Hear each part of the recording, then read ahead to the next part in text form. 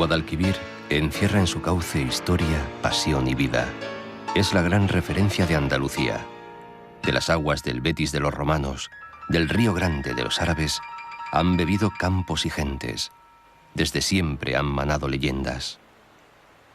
Ha recibido ilustres visitantes que quisieron dejar constancia de su paso.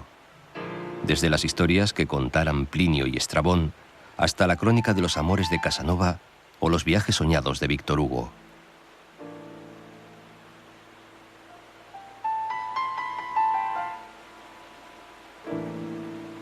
El río, una fractura en el terreno de casi 700 kilómetros, ha sido y es el alma y la esencia del sur. Ay, río Guadalquivir, camino veloz, amigo. Baja de Cazorla. Esquiva Úbeda y Baeza. Se aleja de Linares. A Jaén parece que la olvida. Corteja Andújar y Marmolejo. Y sigue camino por Montoro hasta cruzar Alcolea y ganar Córdoba.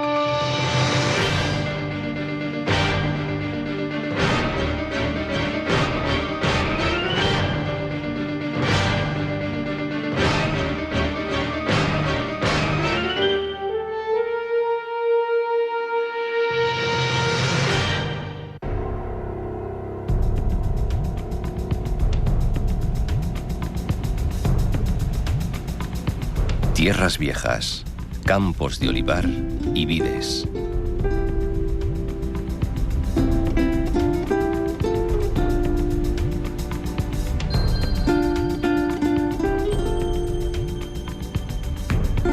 Y en una vieja y aislada roca, el castillo de Almodóvar del Río. A la obra musulmana, barbacana completa y torres cuadradas, se añadieron otras mayores en época cristiana. Y la del homenaje, torre albarrana hacia el lado del río. Aquí fue muerto don Fadrique y el baezano Abdalá al-Bayasi, que huía de sus gentes por haber rendido sin lucha varios castillos a Fernando III. Los de la fortaleza no le abrieron las puertas y los perseguidores le capturaron ante la muralla.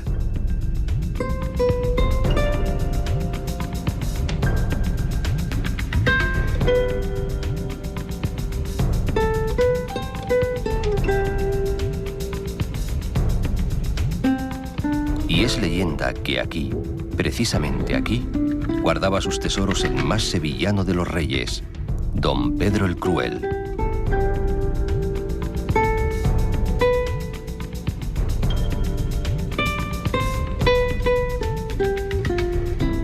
Es tierra de bujeo. La riegan el pantano de la Breña, el propio Guadalquivir y los 1001 pozos del término.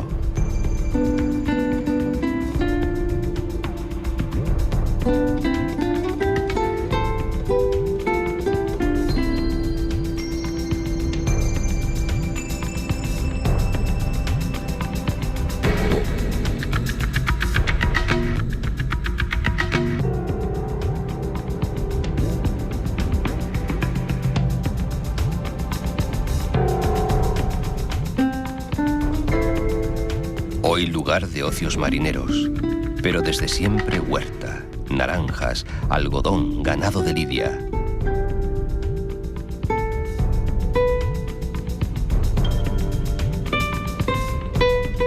Posadas esconde entre la arboleda el versallesco palacete de Moratalla, sueño de un indiano que quiso y supo coger una pizca del gusto francés y trasladarlo a los encinares cordobeses.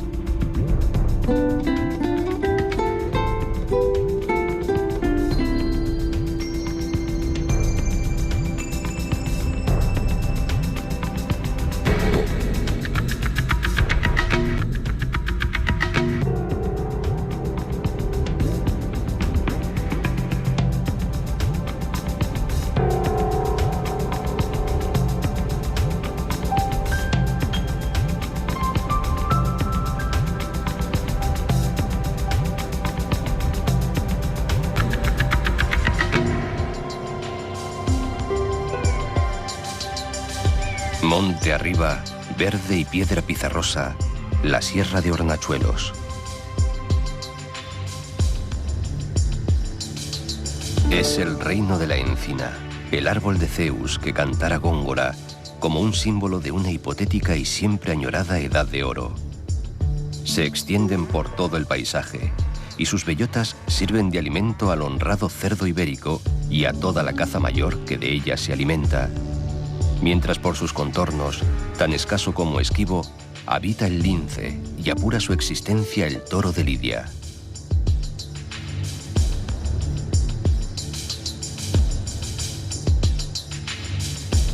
Palma, cordobesa, balcón sobre Sevilla, cuyos rasgos se traslucen en el caserío, proclive al ladrillo, la azulejería y el color ocre.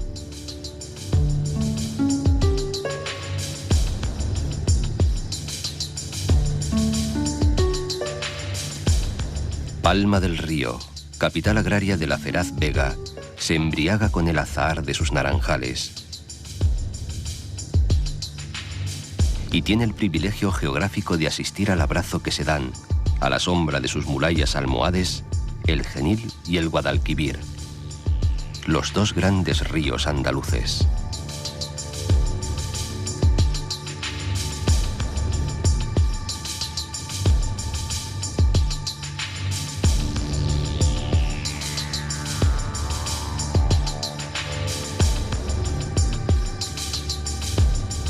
Por Peñaflor, el Guadalquivir corre ya sevillano, divaga por la llanura aluvial. Cuenta la leyenda que el nombre del municipio se debe a una flor que brotó en una piedra donde derramaron su sangre los santos mártires Críspulo y Restituto.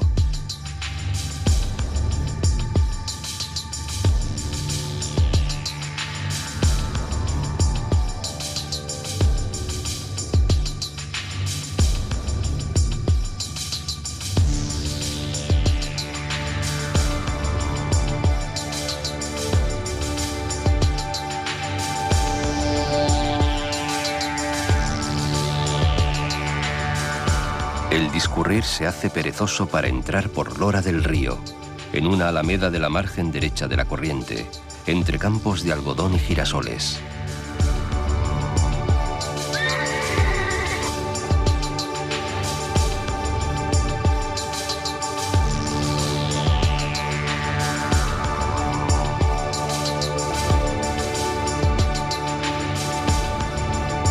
De su caserío blanco sobresale, en palabras de Azorín, la torre, pina, gallarda, aérea, de la iglesia de la Asunción.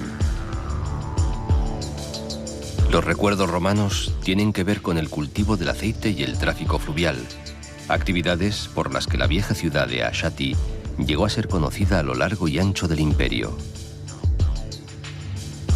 Poco se sabe en cambio de la Lora musulmana, que debió ser conquistada por el rey Fernando III para entregarla a los caballeros de la Orden de San Juan. Luego permaneció en el silencio del tiempo hasta la llegada del ferrocarril a finales del siglo XIX.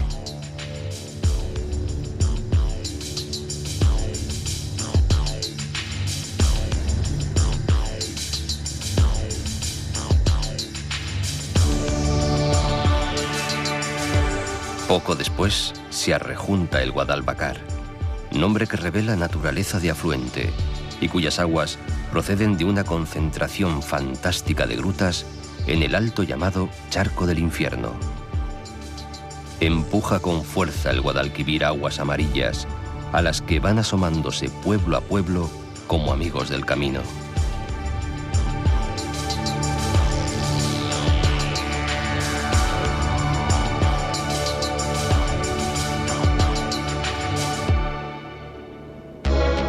Los áridos rojos de las tierras fluviales suben hasta los Alcores, el bastión rocoso que domina la gran campiña.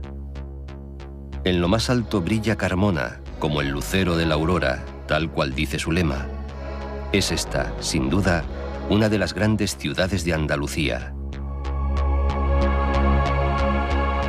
Historia, cultura y libertad se escriben aquí con las letras mayúsculas de un pasado milenario.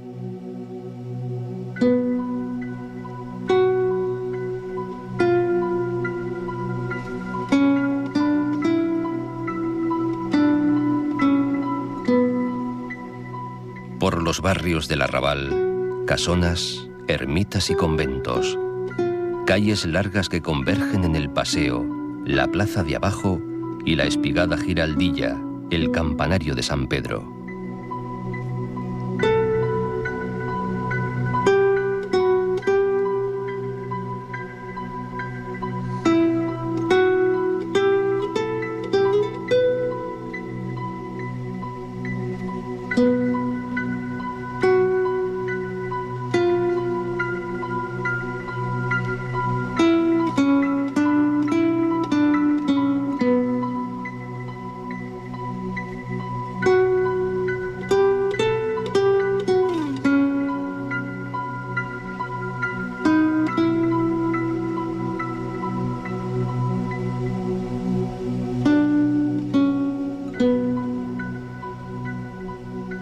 La puerta de Sevilla abre el camino de la ciudad antigua, limpia y blanca, que amurallada por tartesos, turdetanos y cartagineses, tomó su forma definitiva bajo el dominio romano, cercándose de muros y puertas. La Carmuna árabe sostuvo siempre una cierta independencia frente a Córdoba y Sevilla, hasta que en el siglo XI, convertida en bastión de rebeldes de todo signo, proclamó su propio estado, amparada en la belicosa fortaleza de los birzalíes que reforzaron la muralla y labraron alcázares. Luego, los monarcas cristianos la continuaron mimando. Castillo, capillas, casas-palacio y la iglesia prioral de Santa María, con ínfulas más que justificadas de catedral. Oración cristiana en el solar de la antigua mezquita Aljama. Mientras, las puertas de las murallas y los alcázares, antaño fieros, se abren amistosas a la enorme vega.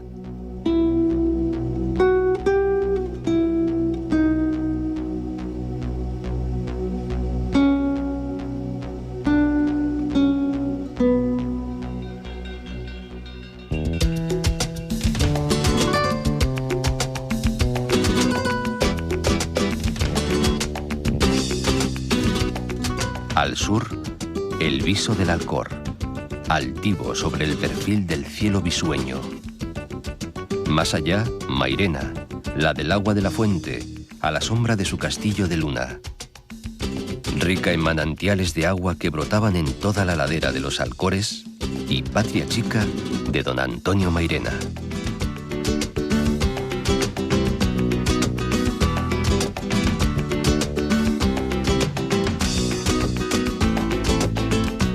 La Alcalá de los Panaderos no es otra que la mora Alcalá de Guadaira, en los confines de la gran ciudad. Más bien debiera ser Alcalá de los Molinos, pues los molinos de agua, mudéjares en su mayoría, fueron santo y seña de la época y el lugar, marcándolo con una característica muy peculiar.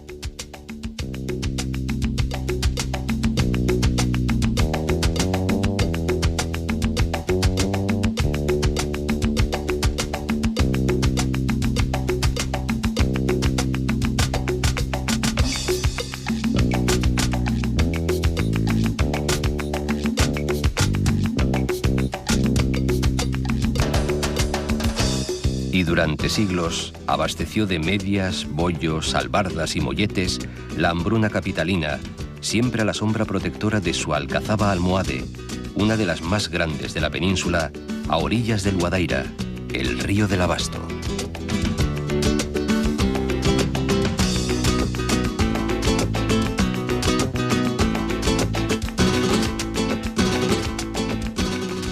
Junto al río hay otra Alcalá, que se había quedado en el camino, Alcalá del Río.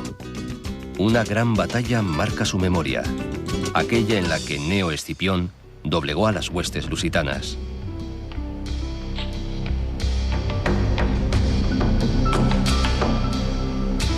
A partir de aquí, comienza el valle bajo del curso fluvial, que se convierte en ría por la influencia sentida de las mareas.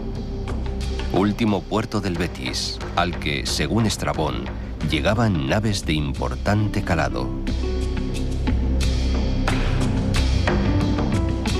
A la vista, el viejo Santiponce, que nació en un lugar denominado Isla de Hierro. Padecía frecuentes riadas y en una de ellas, acaecida el 20 de diciembre de 1603, quedó sepultado para siempre. Los vecinos supervivientes buscaron la protección de los monjes del monasterio de San Isidoro del Campo, quienes les cedieron tierras más altas, edificándose un nuevo Santiponce sobre y entre las ruinas de la ciudad romana de Itálica.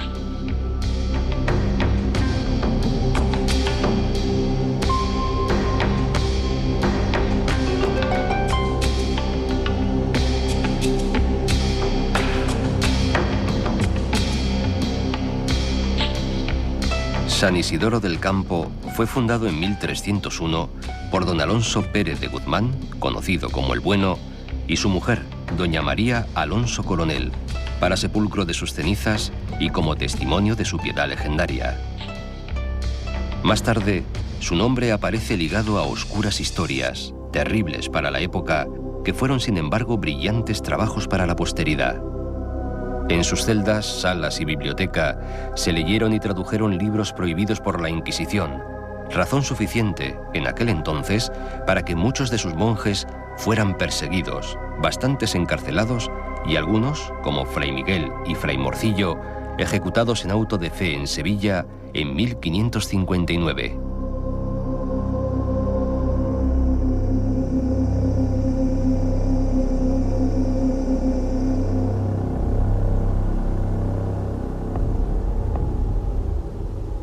El subsuelo es romano, las ruinas, Itálica. Estos, Fabio, ay dolor, que ves ahora.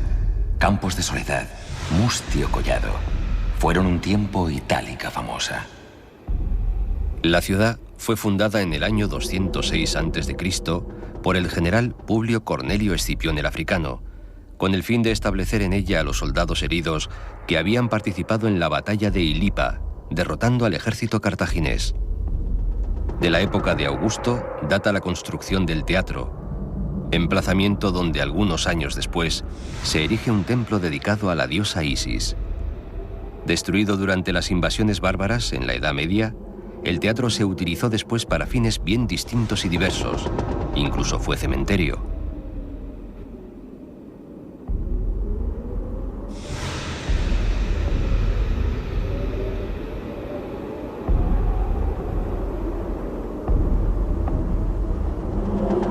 A pesar del expolio de siglos y hombres, Itálica es la primera ciudad latina de Iberia y cuna de dos emperadores, Marco Ulpio Trajano y Publio Aelio Adriano, que aunque nacido en Roma, fue educado en esta ciudad.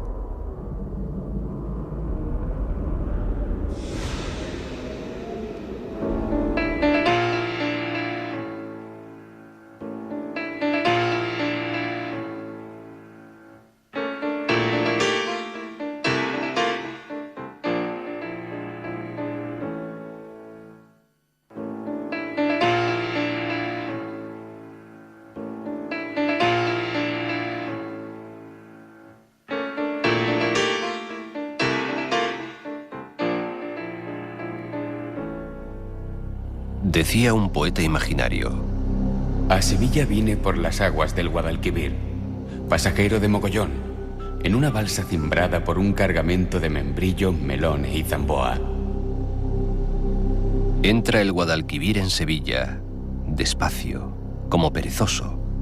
Todavía a 100 kilómetros del mar, sus aguas se hacen puerto, cambiando sal y mareas por agua dulce, ante la majestuosa Torre del Oro, santo y seña del río, construida por los almohades con el fin de controlar su paso. Estaba unida por medio de una gruesa cadena a otra torre similar que había en la orilla opuesta. Al parecer, antiguamente estuvo revestida de azulejos dorados, de ahí su nombre, y no de que acumulase oro en sus dependencias. Ven, Guadalquivir, Sevilla te espera.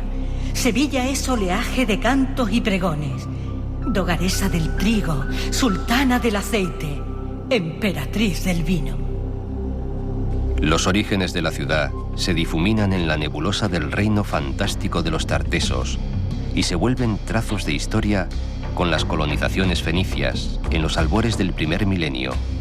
Aunque, hay que decirlo, los mitos adjudican a Hércules su fundación, cuando por aquí andaba en uno de sus famosos trabajos, el de matar a Gerión para robarle los bueyes.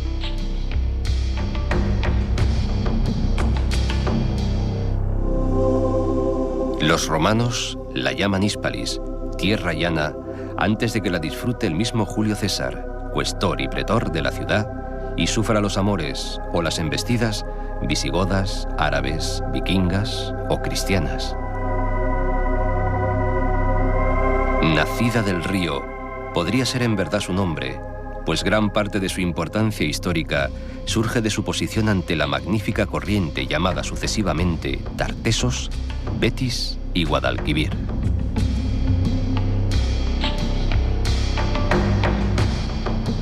Después, cuando en 1503 consigue el monopolio de todo el tráfico con Indias, que mantendría durante más de 200 años, Sevilla se convierte en una de las grandes ciudades del mundo.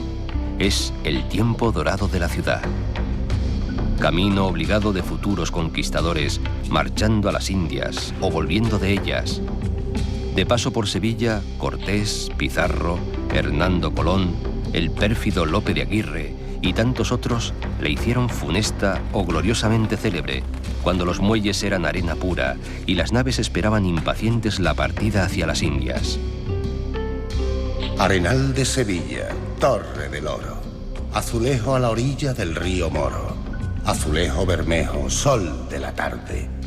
No mientas, azulejo, que soy cobarde.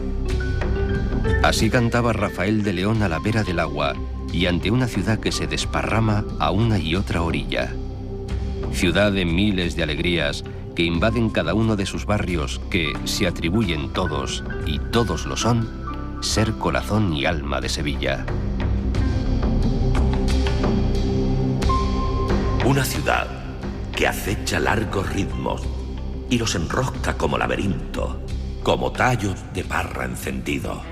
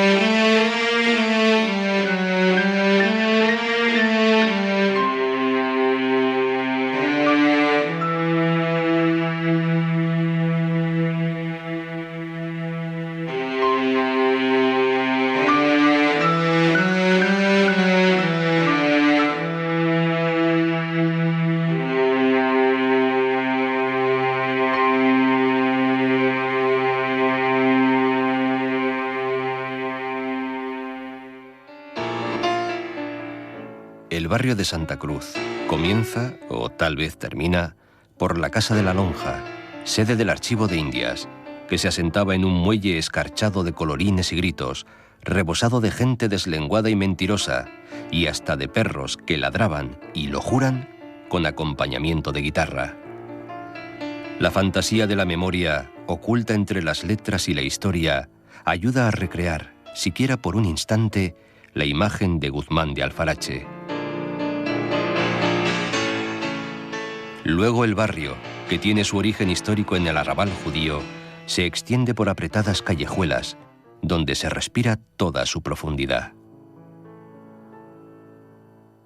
Justito en la plaza de al lado, con su farola de mármol en el centro, se yuxtaponen la catedral y su giralda.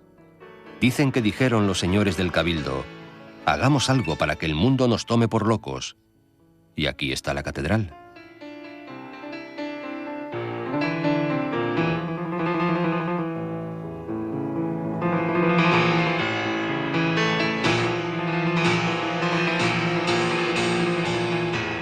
Enfrente, el Palacio Arzobispal.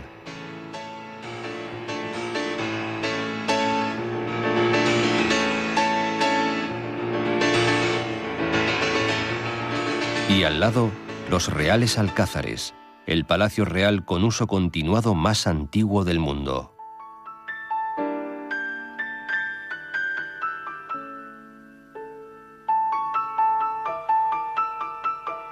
Lo que los sevillanos llaman el centro es como un eje fundamental para el buen discurrir de la Sevilla que se mueve a esta parte del río.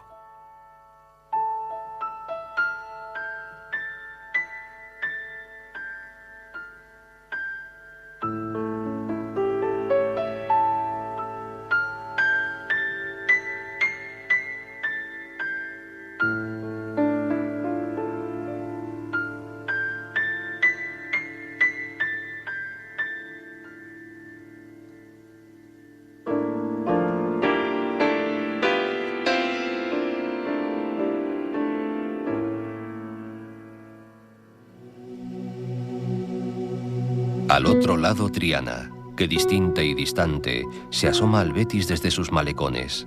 ¡Ay, quien pudiera mezclar en un perfume menta y canela! Así decían Lole y Manuel, refiriéndose a Sevilla y Triana. Tan cerca, y son dos mundos. En sus casas se forjaba el primer flamenco, y en sus patios se montaban las juergas que ningún turista romántico quería perderse.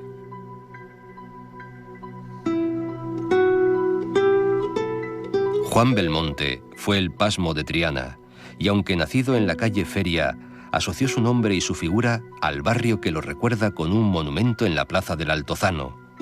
Dicen que le dijo Valle Inclán: «Maestro, solo le falta morir en la plaza». Y que él le contestó: «Se hará lo que se pueda, don Ramón, se hará lo que se pueda». Se tuvo que matar él solo, porque no había Dios que matara a aquel genio de la tauromaquia. ¡Ay, río de Sevilla, qué bien parece, lleno de velas blancas y ramos verdes!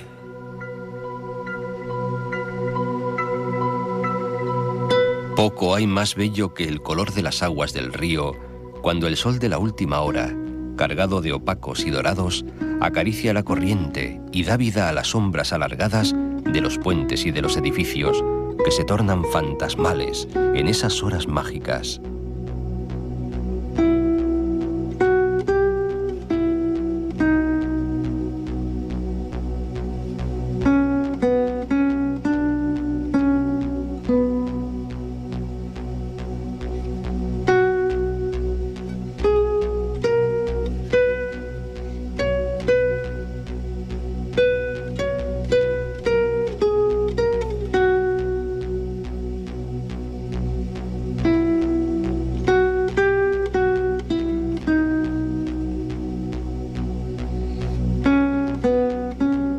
Luego, la ciudad se aprieta en las luces, presumiendo coqueta de su belleza, su historia, su gente. Retrata hermosamente Rosa Regás. La vida de Sevilla, movida, apretada, jocosa, se anuda en las plazas y en los restaurantes que ponen sus mesas en las esquinas de las callejas o de los paseos. Turistas, canónigos, madres con sus niños, ejecutivos, estudiantes, hombres y mujeres en busca de un canto o del encanto de un vino, una amistad o una charla.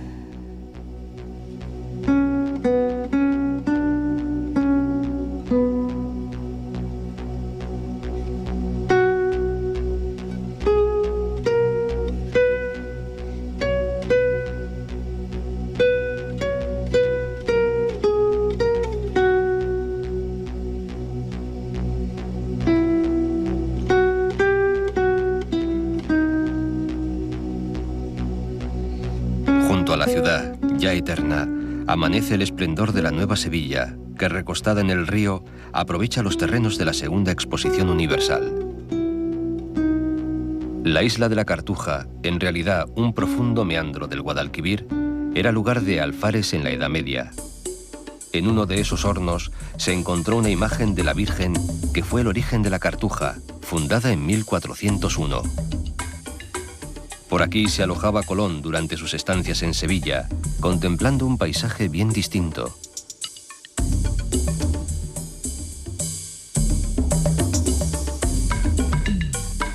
Modernas torres y edificios moldeados con cristales y aceros que parecen jugar al veo-veo, y puentes que, suspendidos del aire, unen la ciudad al futuro.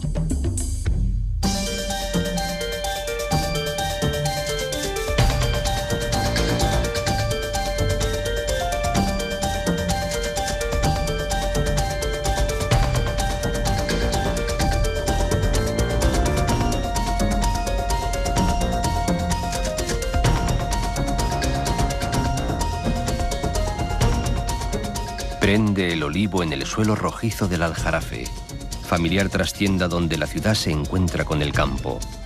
Le pueblan viñas, frutales, agua abundante y gentes de bien. Blancos caseríos apiñados en torno a campanarios mudéjares, parroquias de torre barroca y un aire de fiesta en el ambiente que se hace romería y feria para solaz de andaluces y visitantes del mundo entero.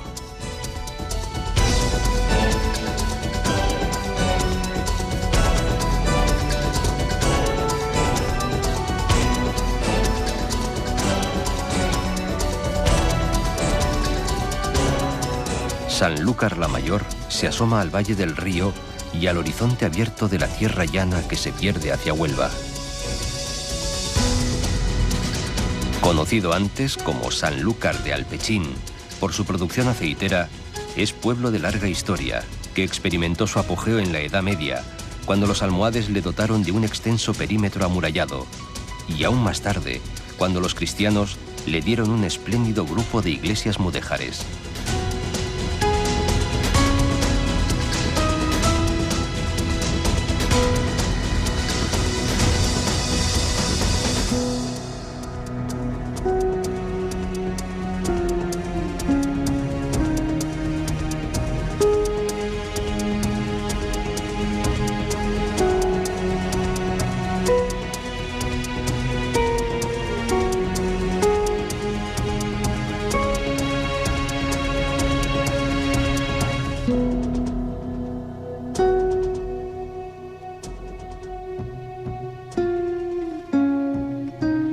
Camino distinto para partir de Sevilla, San Juan de Aznalfarache presume de ser la antigua Oset romana que los almohades convirtieron en un palacio fortificado.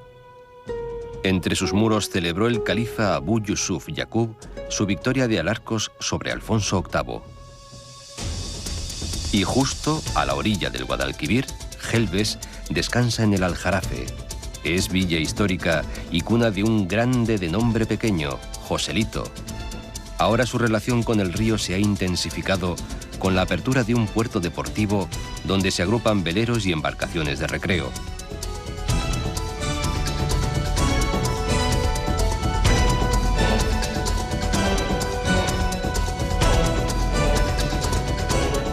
Aznalcázar es la atalaya limítrofe entre la meseta y el territorio marismeño. Su nombre, que deriva del musulmán, significa Fortaleza del Alcázar. Es el último escarpe que domina el valle del Guadiamar, alimento de la marisma.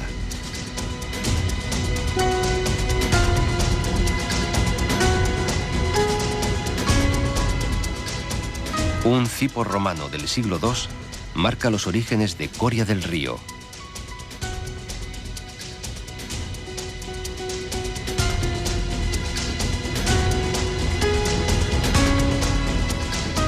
Cuando llega el tiempo, marchan por aquí las carretas de la Gran Romería. Ante la arboleda del paseo ribereño, se mecen las barcas de pesca con sus artes al aire, en medio del trasiego de la barca que cruza indistintamente personas, vehículos, animales y carretas romeras de una a otra orilla.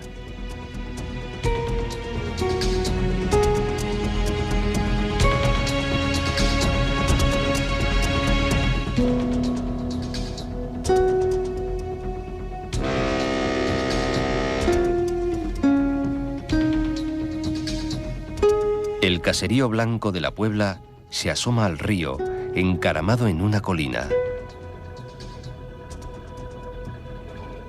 Desde las ventas, al borde mismo del agua, se ven los barcos pasar rumbo al puerto de Sevilla o camino de la mar.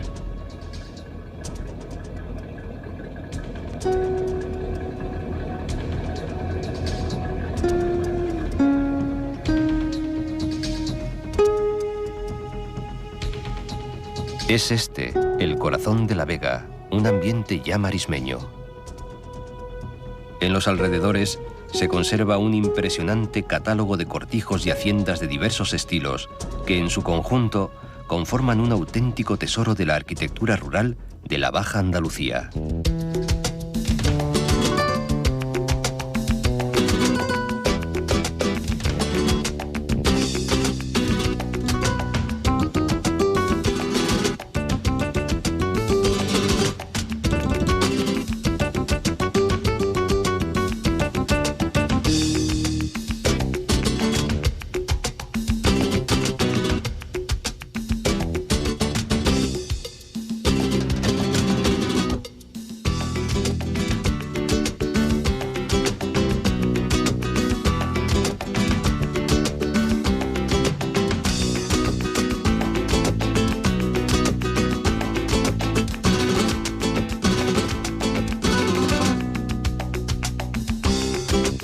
Entre suaves cerros aparecen las tierras de labor y los olivares de la campiña.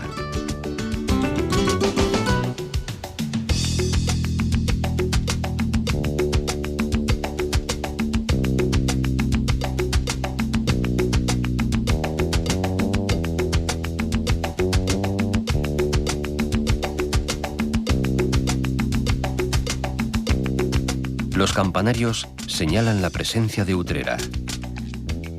Plinio la consideró entre las ciudades más importantes de la Bética. Su actual nombre puede proceder de odres o utres, ingenios donde se transportaba el vino. Sin embargo, pese a tanta importancia, los restos de la población todavía no han aparecido.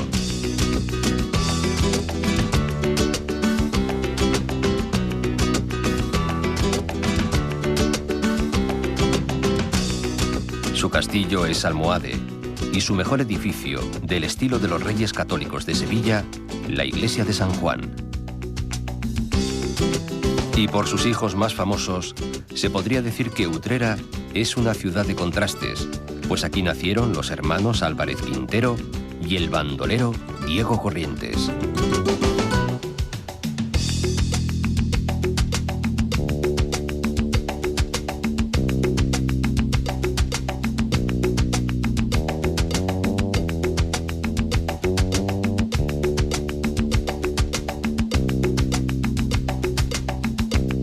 Por estos campos empezó la cría del toro bravo.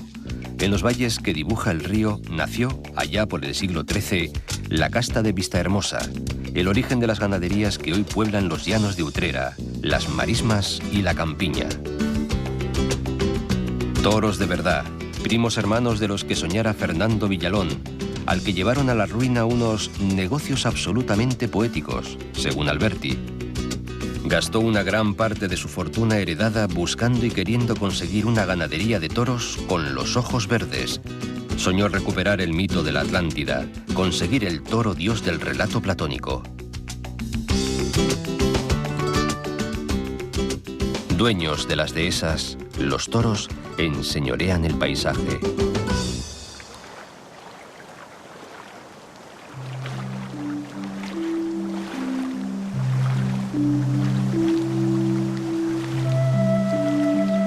Atesoran aguas el pantano de la Torre del Águila y el complejo endorreico de Utrera, con las lagunas de Zarracatín, Arjona y Alcaparrosa.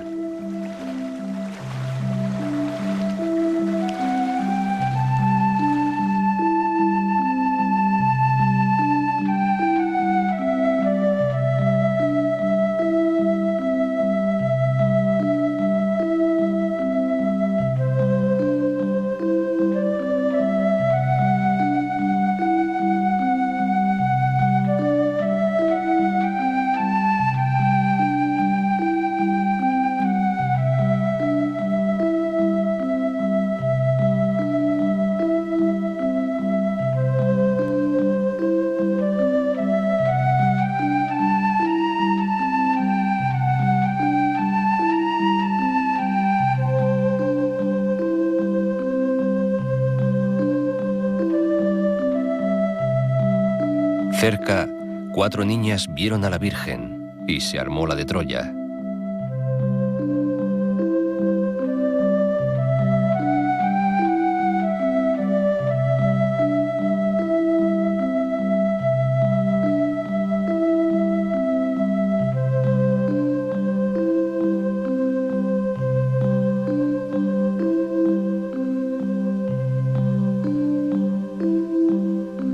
Los cerros ceden ante los regadíos ganados a la marisma, y así hasta Lebrija, donde esteros y aguazales son una misma porción del término.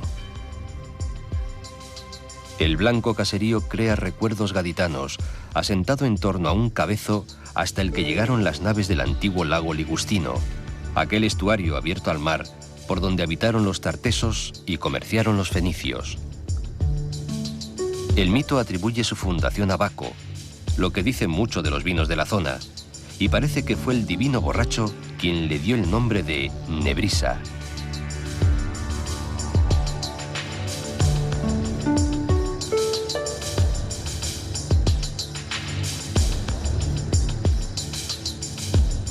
Uno de sus ilustres hijos fue Elio Antonio de Lebrija, aquel cronista de los reyes católicos, autor de la imperecedera Gramática Castellana.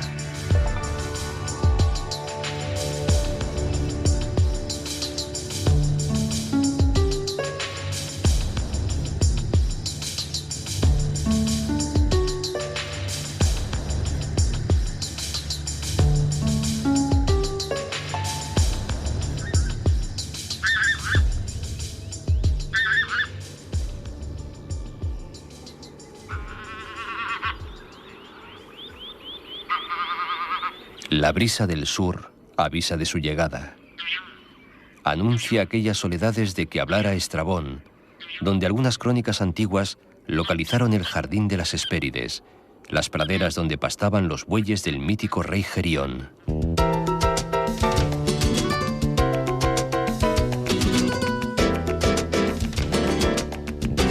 La llanura se hace inabarcable. Bajos de arena, barros, manchas de campo salitroso, leguas de ciénaga, cauces lentos de agua plateada y brillante. El paisaje es el protagonista.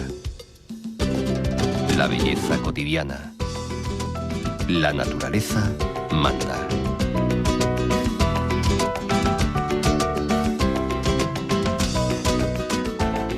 Tierra adentro se ahonda el coto de Doñana. Doña Ana, duquesa de Medinasidonia, perdida en las selvas del Guadalquivir Bajo, dio nombre al primer parque nacional de Andalucía. El séptimo duque había mandado construir en 1585, en medio del Alcornocal, un modesto edificio para solaz de su esposa, que era hija de la princesa de Éboli. Después se amplió para la visita al coto de Felipe IV, uno de los grandes acontecimientos cinegéticos de la historia de España.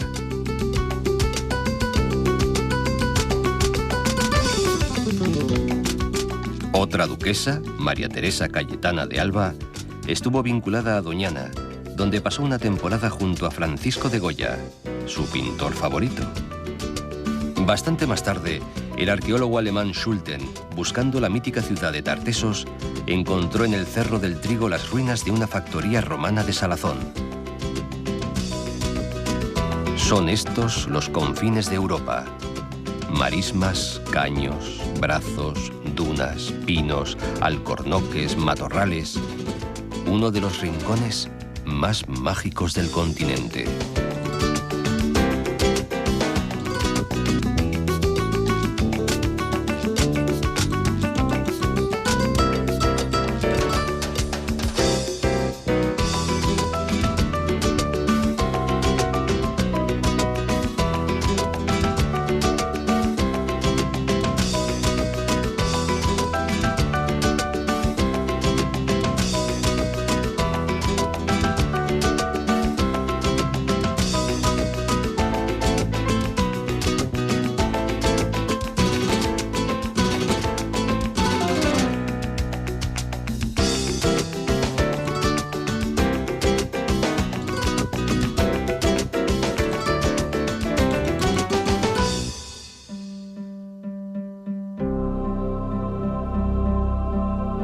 Los caminos marismeños llevan hasta el santuario, de blancas paredes, donde en una pedanía, al monte, se venera la blanca paloma.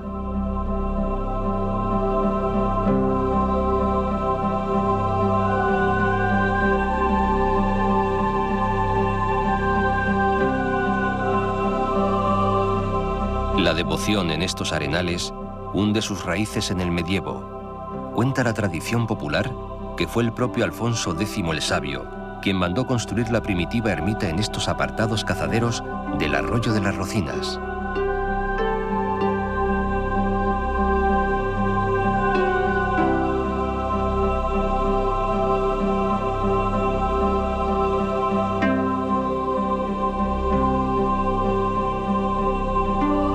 Y aseguran los lugareños que fue un cazador quien encontró, a principios del siglo XV, la imagen de la Virgen en el hueco de un acebuche.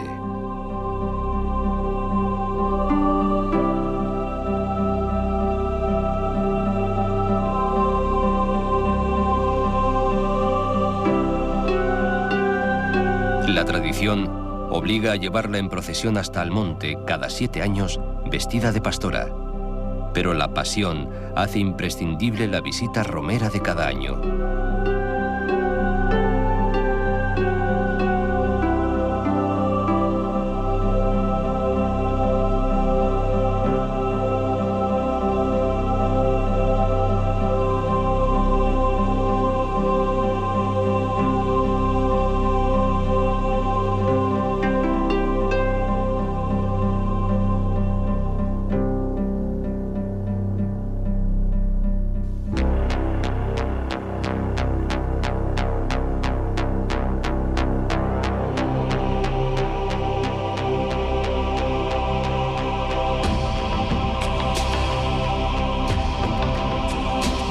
Pero Almonte es muy grande.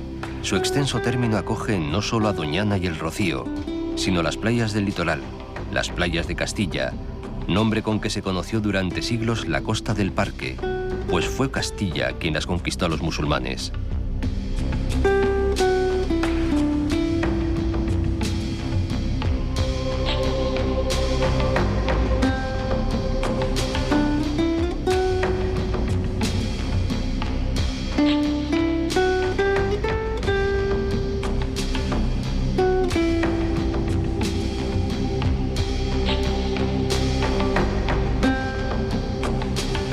La torre almenara de la Higuera pone señas de identidad a Matalascañas.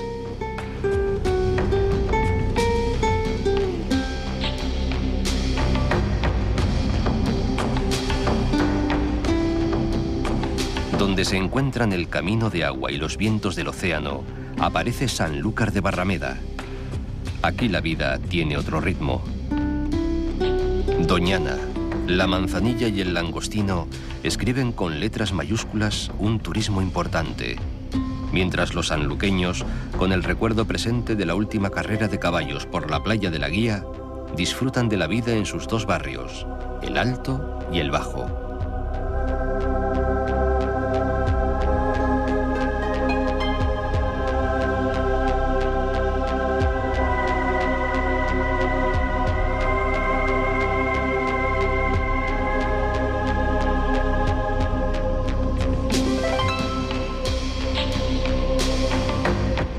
Si el primero presume de recinto amurallado, el segundo se deja llevar por la vorágine en medio de la cual se levanta el palacio de los Medinasidonia.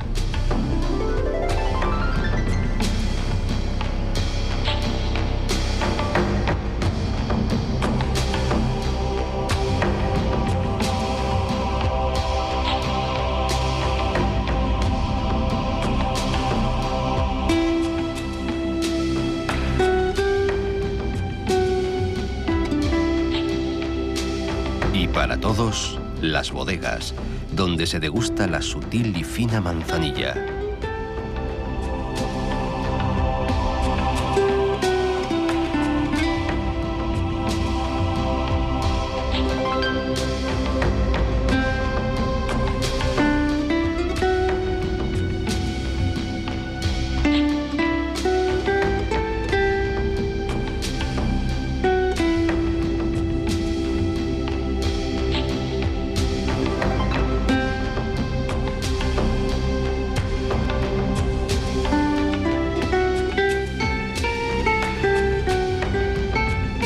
Al final de tanta historia, el mar aún tiene muchas cosas que contar. Bastantes del Guadalquivir, y tantas más de Andalucía y de la historia americana de nuestra historia. Y es que el río, sin pensar en el regreso, señala el camino que lleva hacia poniente y empuja hacia adelante, siempre hacia adelante.